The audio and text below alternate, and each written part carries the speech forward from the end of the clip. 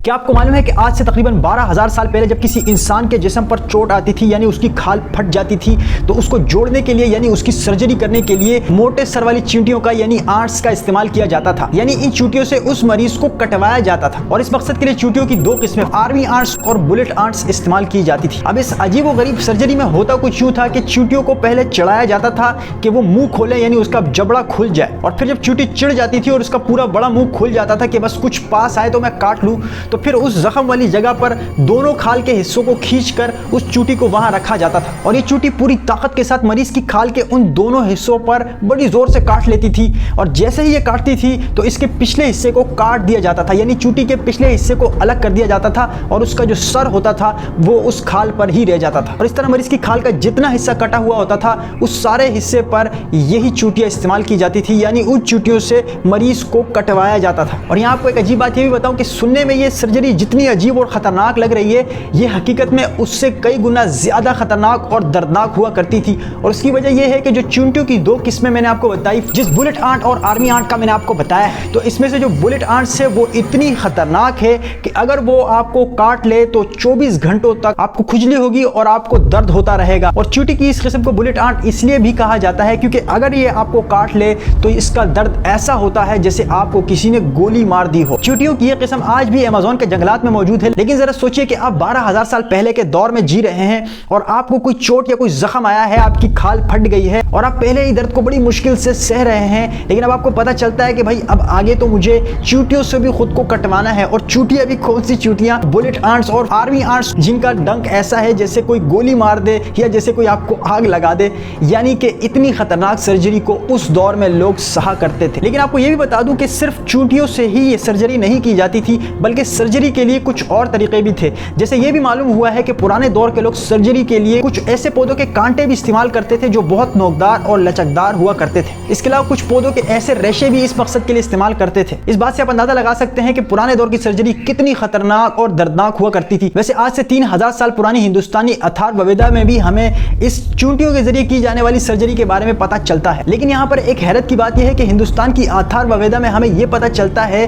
कि भाई चींटियों के इन सरों को पेट और आंतों की सर्जरी के लिए भी इस्तेमाल किया जाता था, जो बहुत हैरत वाली बात है। यानी इन चींटियों का इस्तेमाल बाकायदा सर्जिकल स्टेपलर्स की तरह होता था। लेकिन फिर जैसे जैसे एवोल्यूशन होता गया, इंसानों ने नए नए तरीके जानना शुरू किए और इंसानों को जब मेटल के बारे में पता चला, इंसानों ने लोहे को डिस्कवर किया और फिर सुइयां बनाना सीखी। सुइयों की हिस्ट्री के बारे में हमें यहाँ से पता चलता है कि पाकिस्तान में मोइंजोदड़ो के नाम से सिंध में एक जगह मौजूद है जिसको इंडस सिविलाइजेशन के नाम से भी जाना जाता है। ये मोइंजोदड़ो तकरीबन 4,500 साल पुराना है, लेकिन ये मालूम पड़ता है कि यहाँ की सिविलाइजेशन तकरीबन 5,000 साल पुरानी है। और यहाँ से हमें कंगियां, बच्चों के खिलौने और मुख्तलिफ चीजें मिली, लेकिन साथ ही साथ हमें यहाँ से मेटल और हड्डियों से बनी हुई सुइयां भी मिली हैं, जिससे अंदाजा होता है कि लगभग 6,000 साल पहले इंसानों ने सुइयां बनाना सीख ली। और यह भी मालूम हुआ कि आज से तकरीबन 5,000 साल पहले इजिप्शियंस सर्जरी के लिए बाकायदा इंस्ट्रूमेंट्स यूज किया करते थे, जैसे कि स्कैल्पेल जो बहुत तेज ब्लेड होता है और काटने के काम आता है, इसी तरह फोर्सेप्स जो एक किस्म की चिमटी होती है और ये पकड़ने के काम आती है, और कैंची भी इस काम के लिए यूज की जाती थी। इजिप्शियंस जब ममीज को प्रिजर्व करते थे यानी बादशाहों की लाशों को महफूज करते थे, तो इनको प्रिजर्व करने से पहले वो इनकी चीर फाड़ किया करते थे और इस चीर फाड़ के लिए वो यही इंस्ट्रूमेंट्स यूज किया करते थे। चीर फाड़ करने के बाद वो इनके जिस्म से फेफड़े और गुर्दे वगैरह निकालकर उनको एक अलग से जार में रखकर उनको प्रिजर्व किया करते थे। लेकिन ये गुर्दे फेफड़े प्रिजर्व करने के बाद वापस जो ये सर्जरी करते थे ये वो किस तरह करते थे, इसका तरीका आज तक हमें नहीं मालूम, लेकिन हमें ये जरूर मालूम है कि यकीनन ये सर्जरी भी वो सुई और धागे से ही करते थे। लेकिन अगर आप ये सोच रहे हैं कि यार इजिप्शियंस इन लाशों को क्यों महफूज करते थे, कैसे महफूज करते थे और आखिर कई 100 साल और कई हज़ार साल गुजरने के बावजूद भी ये लाशें कैसे महफूज रह गई, तो इस रिलेटेड मैंने एक वीडियो पहले बनाई थी। अगर आपने वीडियो नहीं देखी तो इस वीडियो को देखने के बाद आप वो वीडियो देख सकते हैं। लेकिन यहाँ पर आपको एक अजीब बात ये भी बताऊं कि साइंसदानों को ये भी मालूम हुआ है कि पुराने दौर के लोग सर्जरी के लिए सिर्फ सुई धागे इस्तेमाल करने नहीं लगे थे, बल्कि उन्हें यह भी मालूम हुआ था कि दर्द को कम करने के लिए क्या किया जाए। यानी एक मरीज जो पहले ही बहुत दर्द में है, अगर हम उसे मजीद दर्द देंगे तो वो बेचारे की हालत तो खराब हो जाएगी। इस मकसद के लिए पुराने दौर के लोग जड़ी बूटियां इस्तेमाल करते थे, ऐसी जड़ी बूटियां जो इंसान को नशा कर देती थी। और इंसानों को इन नशा करने वाली जड़ी बूटियों के बारे में तकरीबन 8 से 10,000 साल पहले ही पता चल चुका था। सो जब किसी को चोट आती थी या किसी की खाल वगैरह फट जाती थी तो उसके दर्द को कम करने के लिए पहले उससे इन जड़ी बूटियों को यूज करवाया जाता था। जब वो जड़ी बूटियां खा लेता था तो उसके बाद उसकी सर्जरी की जाती थी। लेकिन यहाँ पर एक मसला था, और वो मसला ये कि इन जड़ी बूटियों से मुकम्मल तौर पर मरीज बेहोश नहीं होता था, यानी उसे फिर भी उस दर्द दर्द का एहसास होता रहता था, यानी फिर भी ये सर्जरी काफ़ी खतरनाक और दर्दनाक ही होती थी। लेकिन फिर कुछ सेंचुरीज पहले सन 1540 में एक पर्शियन बोटानिस्ट ने एक ऐसी चीज़ बना डाली जो मेडिकल साइंस में एक रेवोल्यूशन ले आई। दरअसल इसने अल्कोहल के साथ सल्फ्यूरिक एसिड का रिएक्शन करके एक ऐसा कंपाउंड बना डाला जिसे आज हम ईथर के नाम से जानते हैं। अब हालांकि कुछ लोग ये कहते हैं कि भाई ईथर के बारे में तकरीबन 13वीं सदी में ही लोग जान चुके थे, लेकिन बहरहाल इस ईथर की खास बात यह है कि जैसे ही आप इसको सूंघते हैं और ये आपके दिमाग तक पहुंचता है तो आपको एक मजा आता है, आप नशा होने लगते हैं और आपको एक खुमार सा चढ़ता है, और अगर कोई इसे पी ले तो फिर वो फुल टोन हो जाता है। इस चीज को लोग शुरू में नशे के तौर पर इस्तेमाल करने लगे और बाकायदा महफिलों में अल्कोहल के साथ ये भी पिया जाता था और इसको भी सूंघा जाता था। लेकिन इसकी जो सबसे अजीब और खास बात नोट की गई थी वो ये थी कि जब भी कोई ईथर का नशा करता था या इसको पीता था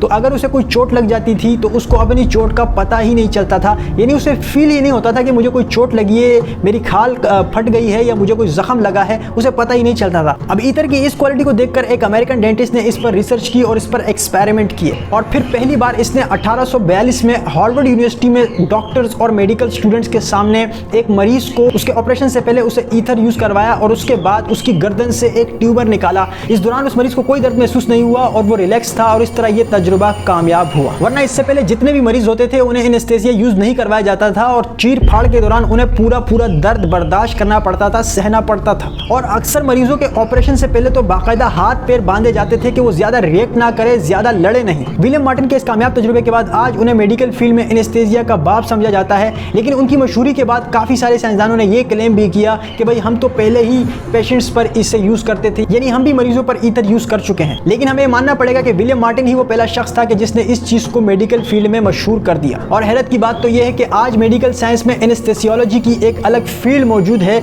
जिसमें स्टूडेंट्स को यह सिखाया जाता है कि सर्जरी से पहले मरीज का चेकअप कैसे किया जाए। उन्हें एनेस्थेसियोलॉजी का हर एक गुर सिखाया जाता है और जो इसमें माहिर हो जाता है उसे एनेस्थेसियोलॉजिस्ट कहते हैं। लेकिन यहाँ पर आपको ये बता दूं कि ईथर को अब मेडिकल फील्ड में बहुत कम यूज किया जाता है, और उसकी वजह यह है कि ईथर हाईली फ्लेमेबल होता है। जैसे एक पेट्रोल को आग लगती है, इसको भी आग लग जाती है, और इसके इतने ज्यादा खतरनाक होने की वजह से अब एनेस्थेसिया की फील्ड में और भी चीजें मौजूद हैं। जैसे अब इसकी जगह क्लोरोफॉर्म और साइक्लोप्रोपेन नाम के केमिकल कंपाउंड यूज किए जाते हैं। अच्छा, यहाँ पर आपको एक अजीब बात ये भी बताऊं कि इंडोनेशियन और ऑस्ट्रेलियन साइंसदानों ने बोर्नियो आइलैंड से एक ऐसे ढांचे का पता भी लगाया जो तकरीबन 31,000 साल पुराना था, और इस पर रिसर्च से ये मालूम हुआ कि इसकी जो लेफ्ट साइड की टांग है उसे काट दिया गया था और इसकी सर्जरी की गई थी, और काटने के बाद इस इंसान की जान बच गई थी, और ये एक नौजवान का ढांचा था। अब इसकी सर्जरी कैसे की गई होगी इसकी डिटेल्स हमें नहीं मालूम, लेकिन हमें यह अंदाजा जरूर होता है कि यकीनन इसकी सर्जरी के लिए भी कांटों वगैरह का इस्तेमाल किया गया होगा, या हो सकता है इसके लिए भी चूंटियों का ही इस्तेमाल किया गया होगा। और इस बात से यह अंदाजा भी होता है कि इंसानों ने यकीनन सर्जरी करना 12,000 साल पहले नहीं बल्कि 31,000 साल पहले